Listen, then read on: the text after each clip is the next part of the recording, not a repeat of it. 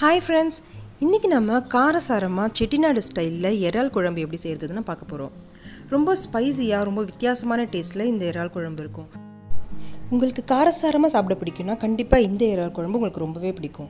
கண்டிப்பாக இந்த குழம்பை ட்ரை பண்ணி பார்த்துட்டு எப்படி இருந்துச்சுன்னு கமெண்ட் செக்ஷனில் சொல்லுங்கள். ஃபர்ஸ்ட் டைம் நம்ம சேனலில் பார்க்குறவங்க அம்மாடி கிச்சனுக்கு சப்ஸ்கிரைப் பண்ணிக்கோங்க. வாங்க வீடியோக்குள்ளே போகலாம். முதல்ல ஒரு கடாயில் 5 டேபிள் ஸ்பூன் அளவுக்கு எண்ணெய் சேர்த்துக்கலாம். 1/2 டீஸ்பூன் அளவுக்கு வெந்தயம், 1/2 டீஸ்பூன் சீரகத்தை சேர்த்துக்கலாம். ஒரு 20 வெங்காயம், சின்ன வெங்காயத்தை சேர்த்துக்கிறேன்.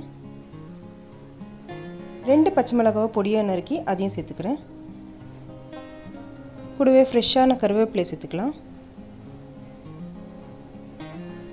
இதை நல்லா கலந்து விட்டுக்கோங்க.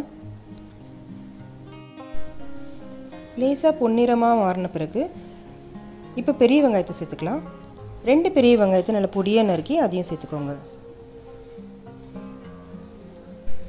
இப்போ இதை நல்லா வதக்கி விட்டுக்கலாம்.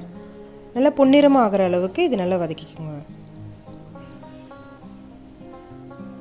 வெங்காயம் நல்லா வதங்கிடுச்சு. இப்போ அடுத்ததாக 1 டேபிள் ஸ்பூன் அளவுக்கு இஞ்சி பூண்டு விழுது சேர்த்துக்கலாம். பச்சை வாசனை போகிற அளவுக்கு இது நல்லா வதக்கி விட்டுக்கோங்க. ஒரு 2 நிமிஷம் போல் வதக்கிக்கினா போதும்.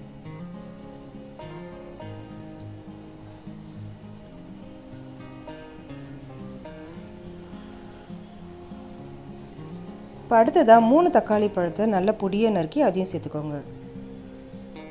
தக்காளி நல்லா குழஞ்சி வர அளவுக்கு இது ஒரு 3 நிமிஷம் போல் நல்லா வதக்கிக்கோங்க.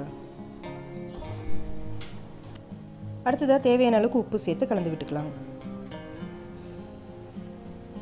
தக்காளி நல்லா குழஞ்சி வர அளவுக்கு இது நல்லா வதக்கிக்கிட்டே இருக்கணும். இதில் இருக்க எண்ணெய் பிரிஞ்சு வெளியில் வரும், அந்த அளவுக்கு இது நல்லா வதங்கணும். அடுத்ததாக 1/2 டீஸ்பூன் அளவுக்கு மஞ்சள்தூள் சேர்த்துக்கலாம். 2 டேபிள் ஸ்பூன் அளவுக்கு குழம்பு மிளகாய் தூளை சேர்த்துக்கிறேன். 1/2 டீஸ்பூனுக்கு சீரக பொடியை சேர்த்து அதையும் நல்லா கலந்து விட்டுக்கலாம். பச்சை வாசனை போகிற அளவுக்கு ஒரு 3 நிமிஷத்துக்கு நல்லா வதக்கிக்கோங்க. மிதமான தீயில வச்சு வதக்கிக்கலாம். இந்த மசாலா வதக்கிறதுக்கு ஒரு 1/2 கப் அளவுக்கு தண்ணி சேர்த்துக்கிறேன்.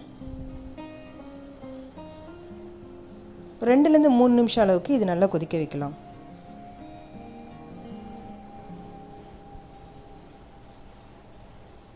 எண்ணெய் பிரிஞ்சு வரும், அந்த அளவுக்கு இது நல்லா கொதி வந்த பிறகு இப்போ நம்ம இறாலை சேர்த்துக்கலாம். 1/2 கிலோ அளவுக்கு இறால் சேர்த்துருக்கேன். இது க்ளீன் பண்ண பிறகு 1/2 கிலோ இருக்கும். இப்போ இந்த இறாலை சேர்த்த பிறகு நல்லா கலந்து விட்டுக்கலாம்.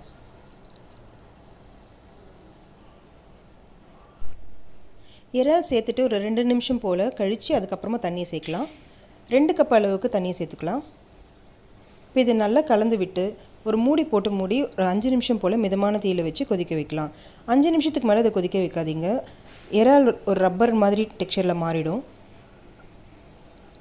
இப்போ 5 நிமிஷம் கழித்து பார்க்கலாம். இறால் ரொம்ப நல்லா வெந்துடுச்சு. இது ரொம்பவும் சுண்ட விட வேண்டாம், ஏன்னா இது நம்ம குழம்பாக தான் செய்ய போகிறோம், அதனால் ரொம்ப நேரம் கொதிக்க வைக்க வேண்டாம். அடுத்ததாக 1/2 டீஸ்பூன் அளவுக்கு மிளகுத்தூளை சேர்த்து நல்லா கலந்து விட்டுக்கோங்க.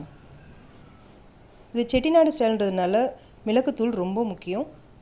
அப்போ தான் கரெக்டான டேஸ்ட்டில் நம்மளுக்கு இது கிடைக்கும். கடைசியாக ஃப்ரெஷ்ஷான கொத்தமல்லி அரிஞ்சு அதையும் சேர்த்து கலந்து விட்டுக்கலாம். அவ்வளோதான் ஃப்ரெண்ட்ஸ், ரொம்பவும் ஸ்பைசியான இறால் குழம்பு ரெடி ஆகிடுச்சு. அவ்வளோ டேஸ்டியாக இருந்துச்சு. இது கண்டிப்பாக நீங்களும் இதை ட்ரை பண்ணி பாருங்கள். இந்த செட்டிநாடு ஸ்டைல் இறால் குழம்பு செஞ்சு பார்த்துட்டு எப்படி இருந்துச்சுன்னு கமெண்ட் செக்ஷனில் சொல்லுங்கள். உங்களுக்கு இந்த வீடியோ பிடிச்சிருந்துச்சுன்னா லைக் பண்ணுங்கள். உங்கள் ஃப்ரெண்ட்ஸ் கூட இந்த வீடியோவை ஷேர் பண்ணிக்கோங்க. அம்மாடி கிச்சனுக்கு சப்ஸ்கிரைப் பண்ணுங்கள். Thank you friends.